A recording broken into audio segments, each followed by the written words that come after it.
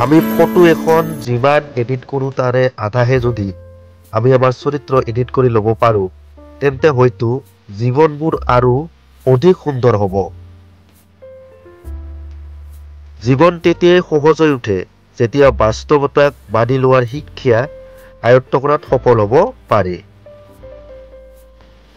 জীৱনটো হয়তো ঠিক নেমু এটাৰ দৰে, যেনেদৰে নেমুটো অতিমাত্ৰা চেপিলে ৰসখিনি তিতা হ'বলৈ ধৰে, তেনেদৰে জীৱনটোকো যদি অতিমাত্ৰা ভাবে ইটো নাপালো সিটো নহল ইত্যাদি নেতিবাচক চিন্তা ভাৱনাৰে চেপি বা হেঁচি ধৰা হয়, তেতিয়াই জীৱনৰো ৰসখিনি তিতা হ'বলৈ ধৰে। সেয়ে যিমানেই কষ্ট নহওক কিয় জীৱনটোক সহজভাৱে লৈ জীয়াই থকাৰ অভ্যাস কৰিব লাগে। সমস্যা কাৰো জীৱনত বাধা হিচাপে নাহে, সমস্যাই জীৱনৰ সঠিক বাট দেখুৱাইহে দিয়ে। কোনোবাই তোমাক অপমান কৰিছে মানেই তুমি বুজি পাব লাগিব যে তোমাতকে তেওঁ বহুখিনি পিছ পৰি আছে। গুণতকৈ ৰূপ কেতিয়াও ডাঙৰ নহয়, কিয়নো সুন্দৰ ৰূপ থকাৰ পিছতো গুণৰ অভাৱত বহু সুন্দৰী নাৰীৰো বিবাহ বিচ্ছেদ হয়।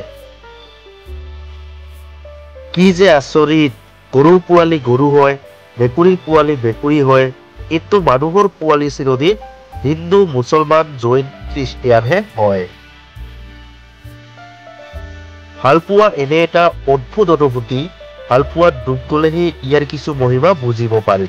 কিয়নো কাৰোবাক ভাল পালে তাক নেদেখাকে থাকিব পাৰি, কথা নপতাকে থাকিব পাৰি, কিন্তু তাৰ কথা এটা দিনো নভবাকে থাকিব নোৱাৰি।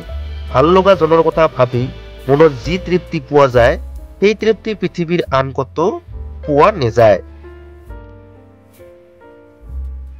মুখ আছে বুলিয়ে আমি মনলৈ যি আহে তাকে কম তেনে নহয়, কথা সদায় ভাবি চিন্তিহে কব লাগে।